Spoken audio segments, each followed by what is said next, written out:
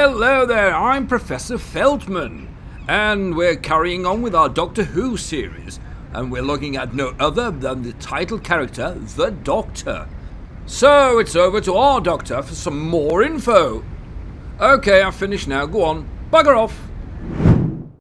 In this video, our spotlight shines on a superhero, a true embodiment of British resilience, confronting challenges with remarkable poise, armed with a sophisticated screwdriver.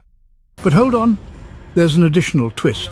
This individual happens to be a cosmic voyager through time and space, spanning all dimensions, with a police box that defies logic by being larger on the inside and housing a time travel device.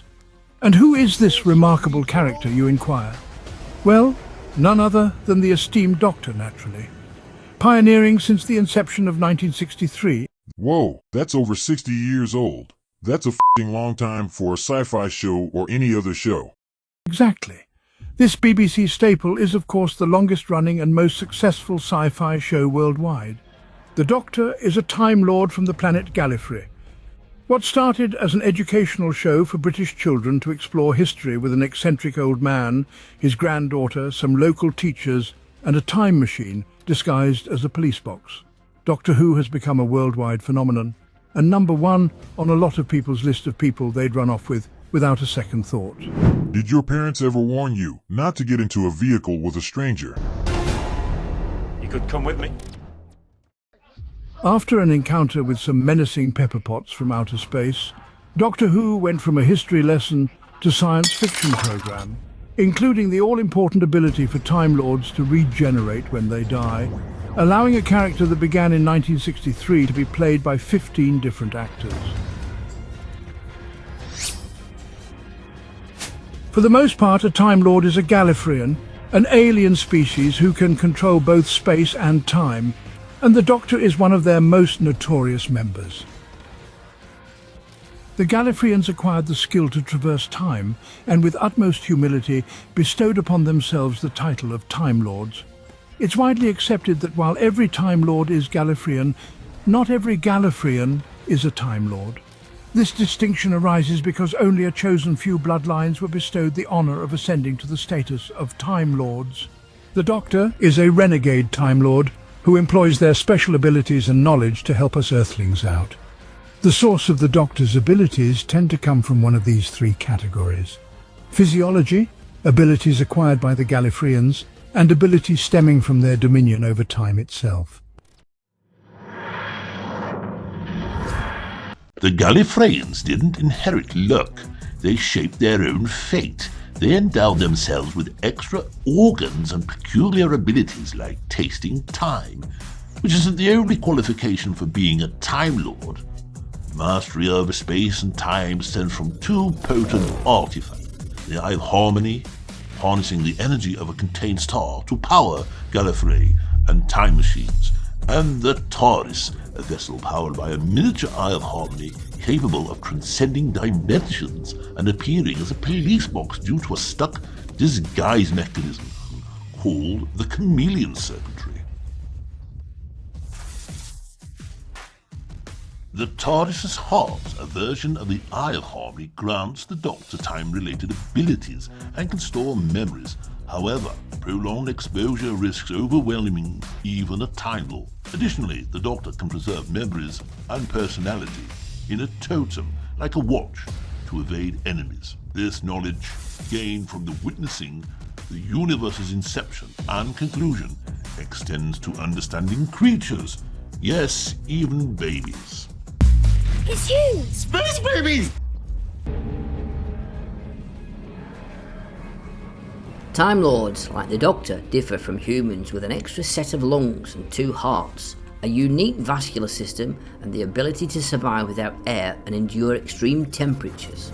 So, you're telling me this dude has two hearts and an extra set of lungs? They must have a chest, like the TARDIS, bigger on the inside. Well, it is a science fiction, so that's plausible.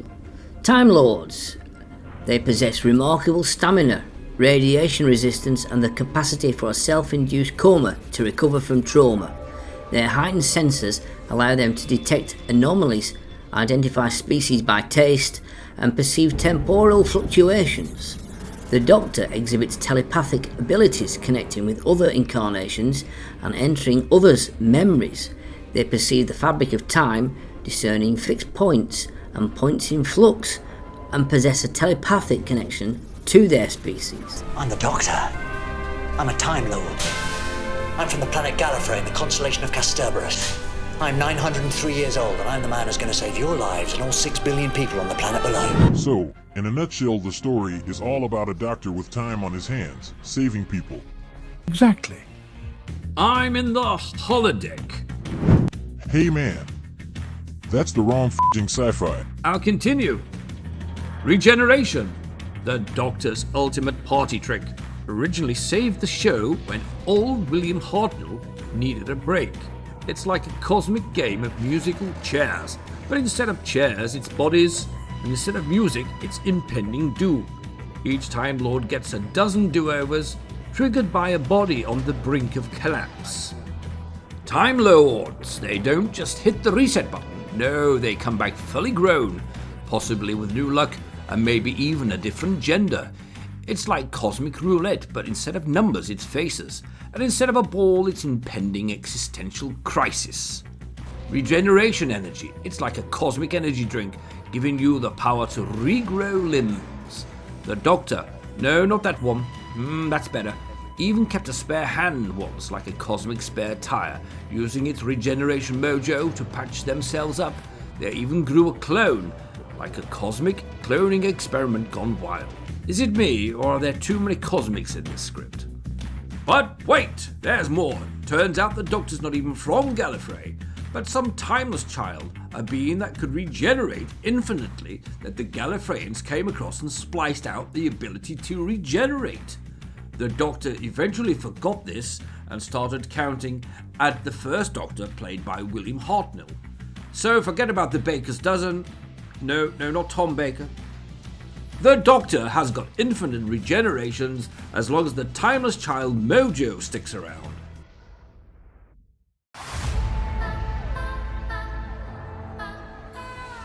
The Doctor is rarely alone in their adventures for the most part. They are accompanied by a companion or two, usually human, but not always. No vortex. I'd love it if you came with me. You don't spend over a decade fixing problems and saving the universe every week without racking up some enemies. The Doctor has fought more than 400 villains and monsters. His main adversaries are the Master, a fellow Time Lord hell-bent on power, and the Daleks, a warrior race made up of genetically engineered mutants that look like giant pepper pots with a sink plunger attached. Would you like a cup of tea? So, that's your basic guide to the Doctor. I'm sure we will have missed something out, as you can't cover everything on an ever-changing character that has been with us for over a decade. But I'm sure you will metaphorically kick our felt arses in the comments below. Oh, hang on, I'm getting an incoming transmission. It looks like I fixed the chameleon circuit. No, still broken. Subscribe!